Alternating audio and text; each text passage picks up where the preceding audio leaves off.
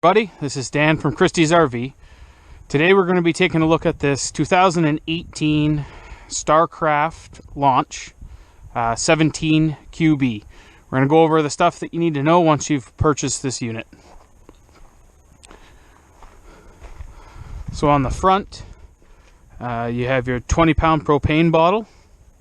So the bottle itself is held on by two bolts. There's one here and one at the back. So to remove the bottle, you just need to undo those bolts and you can lift the bottle off. Behind that, you have your battery in a box. Now the unit itself is fused, so there's your fuse. On the side of the unit, first thing you have is the water heater. Open the water heater, you're just going to turn the little latch. So inside, everything's controlled from inside the trailer.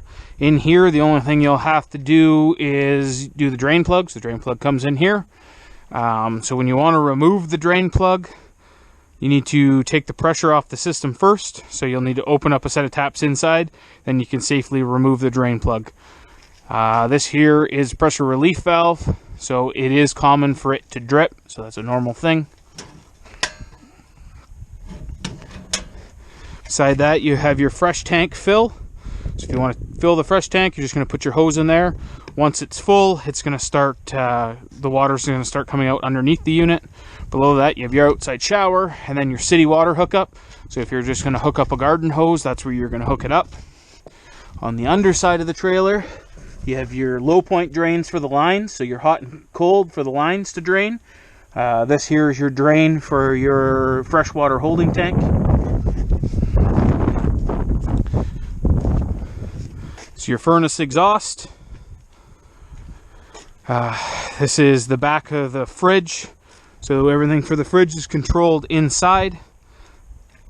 This little hose that just barely sticks out is the drain for the inside of the fridge. So periodically the fridge will go into a defrost mode to defrost any ice buildup that's in there. It'll drain out from there. You have your power cord. So you just pull it out, push it back in. It's approximately 20 feet. Beside that, you have your black tank flusher. So this unit has a sprayer inside the toilet tank to help clean it out. When you use the sprayer, you need to have the trailer hooked up to the sewer with the black tank valve open. And above that, you have your cable and satellite hookup if you have one of those to hook on. Underneath, you have your sewer hookups. So the sewer hose is in the back bumper. You just pull the little cap off and it's inside there. You turn the lid off, you put the hose on. Then you have your gray water valve and your black valve. So the black is the toilet, the gray is all the sink water. And you'll just pull the valve straight out, whichever one you want to empty.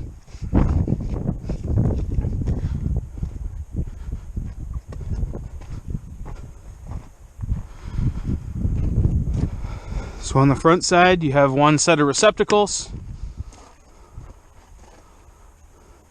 Your outdoor speakers up top. So inside the trailer, on your left-hand side is your controls. So the top one is your awning. So we're going to hold it to extend. So the electric awnings themselves are not made for inclement weather. So if it's heavy winds or heavy rain, you need to roll the awning up.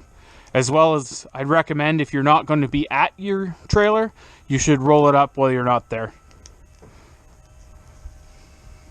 So once you get it all the way out, you can adjust the pitch on the awning on both arms. So you can bring one side or both sides down, however you see fit. To do that, you're just going to pull down on the center arm to pitch the awning. So when you want to put it back, you're just going to push it back up straight. So the one thing to note with this style is over time, because this is worked through like a friction fit, what you'll find is when you pull it down, it may not stay down. You just need to tighten that bolt up enough so that way there it'll stay down. And to run it back up, we're just going to press and hold retract. So below that is your monitor panel, so you can check battery level, fresh tank, black tank, or gray tank levels. and they all just share the same gauge up top. Below that you have your water pump switch, so if you're going to use the water pump, you just turn it on there.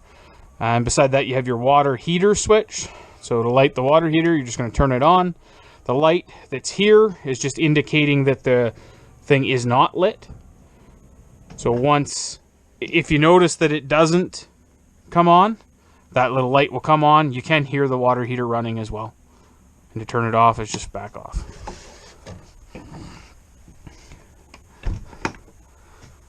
Beside that you have the light switches. One's for inside, one for outside. Now the stove top, you just select on there to light, and you just physically light them and then set the temperature you want. On top you have your fan and light. Now the fridge, to turn it on, you just push it to the on position, and you can choose between auto or gas. So gas is when the button is out, auto is when the button is in. So the way auto works is it runs on electricity if it's there, and it will automatically switch to propane if it's not. So if you're on auto and the power went out, it automatically switches to propane until the power is reintroduced. Now if you're on gas, if it does not light, it will light the little light here that says check, just to inform you that it didn't light. So inside the fridge, on the right hand side, you have this little plastic piece.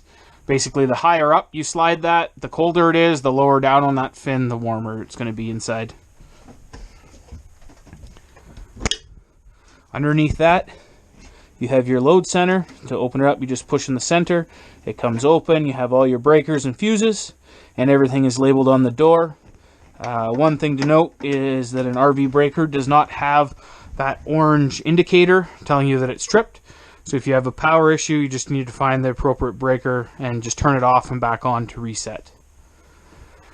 On the wall you have your thermostat for your furnace. So on the top is the on and off switch, so you're going to turn it on. And then on the bottom is where you set the temperature to. So the furnace itself is going to run for 15 to 20 seconds before it lights. And then either when you turn it off or it comes to temperature, it is going to run for 15 to 20 seconds without the flame going as a safety precaution. So the air conditioner is controlled right from on top of the air conditioner. So you basically just have your fan speed and then your temperature control. So you're just going to select it that way. So in the bathroom, this is your GFI reset. So this runs all the breakers that are in a wet location. So the one here, the one in the kitchen, and the exterior plug. If the GFI trips, it's going to trip in here. When it's tripped, the light's off. You just have to press the reset there. The toilet in this trailer is foot flush. So to flush the toilet, you step on the pedal all the way to the floor and it'll flush the toilet. If you only step part way, it just adds water to the bowl.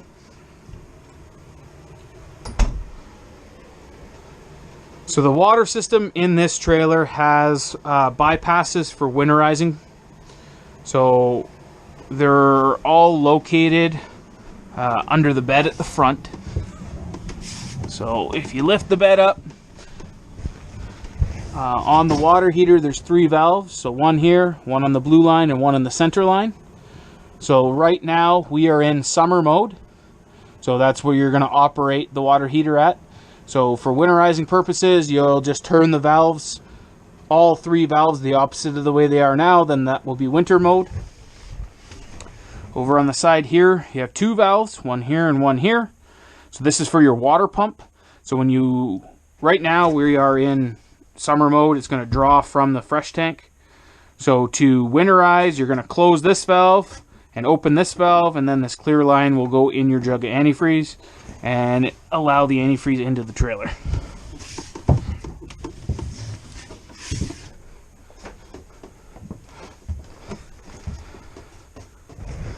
So that's about it for this unit.